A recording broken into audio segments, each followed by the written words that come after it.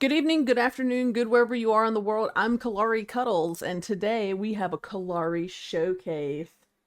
It's a Kelari showcase. This is all we got because we don't have money for a transition. Do. On this episode of Kelari Showcase, we talk about our holiday. Wait. Let's make it more appropriate here. I know it's not the right holiday, but it's the only holiday hat I have. But are holiday RNG events really a good idea? So, first, before we get into holiday RNG events, I have to say what I've seen in other games, what they do for holiday events. For example, Monster Hunter World. You might have to log in, redeem a little cachet, a little box, a little check mark of you logged in today, here's your reward for the day. Then they might have a place where the event place is, where there's certain monsters you have to kill, or a certain quest thingy you might have to do, or a storyline that involves the holiday. And after you do all that, you get currency, you get to turn it in, you get to buy yourself what you want. Or there's like Once Human, where there's a long tier, there's a long string of numbers, each with a little node, and they might be increments of numbers, or it could just be tiers, like tier 1, tier 2, tier 3, or it can be like 1, 5, 28, 78, and they all mean something. It's a meaning an amount of points you need. But when you follow that little tier, the little number or the tier 1 down to the bottom, you'll see like a small little box that shows like an item in there. When you hover over it, it says get a pair of holiday socks, get some holiday currency. Either way, everything you do, you get some type of reward related to the holiday event.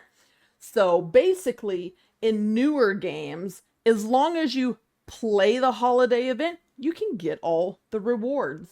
Now, let's talk about holiday RNG events.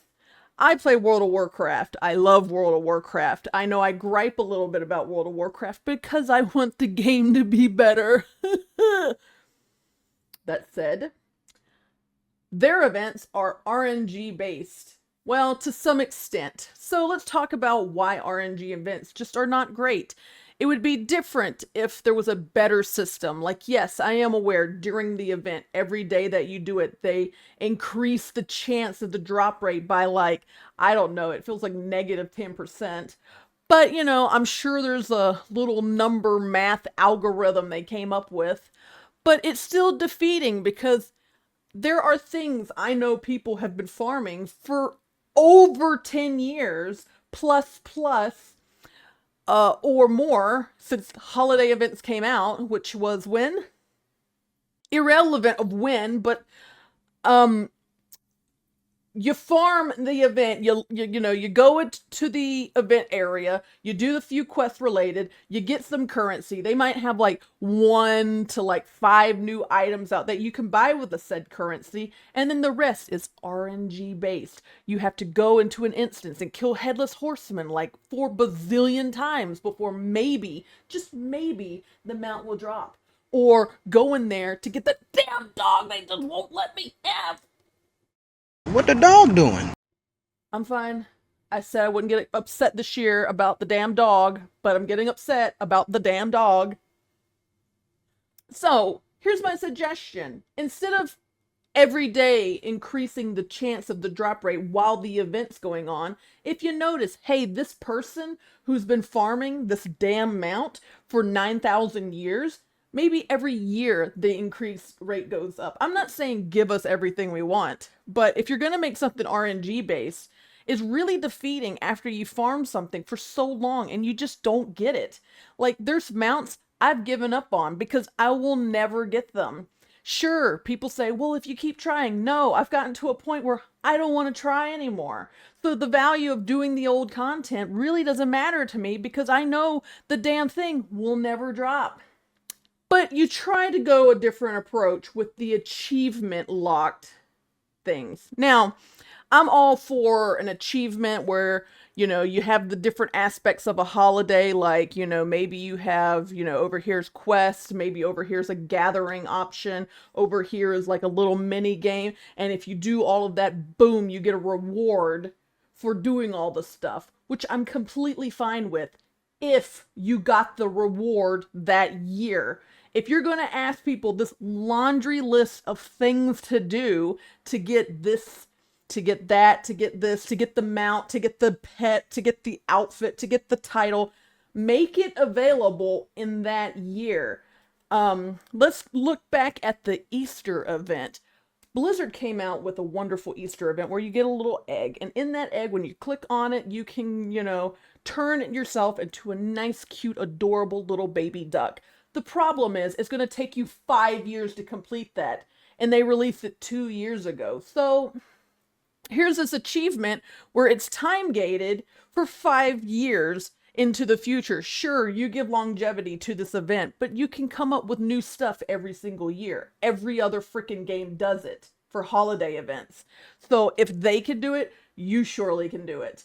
So the fact that you have this achievement now that you have to like hope to God that you can get all the parts within every like year that this holiday comes out with, some people don't want to do all that, okay, Blizzard? Nobody wants to do all that. So my suggestion on RNG based or time gated holiday events, I don't think they do very well. I think you should really truly make it up to the player and not based on RNG and these time gated achievements. What do I mean by this?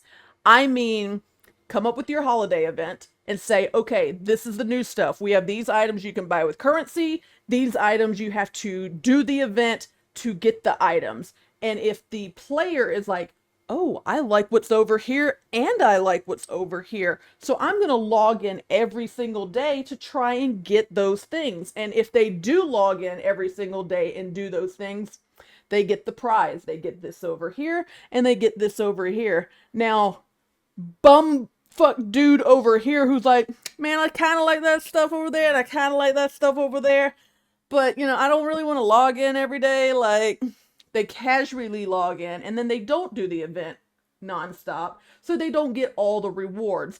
Then it's on them for not playing the event. But if you have someone logging into your game every single day to farm the holiday event, let them have all the rewards. That's all I'm saying. Like, if someone's going to take the time, first off, pay you money to play your game, and also take the time to log in and do the holiday event that your devs worked hard to do and make all these things for us. Let them have the reward. The players who just, dick around and don't do it or are lazy about it or don't log in all the time, sure, they don't deserve all the rewards of the event because they're not giving the time. So that's my ultimate like thing on RNG based events. So what do you think? What is your opinion on holiday events in video games? Comment down below.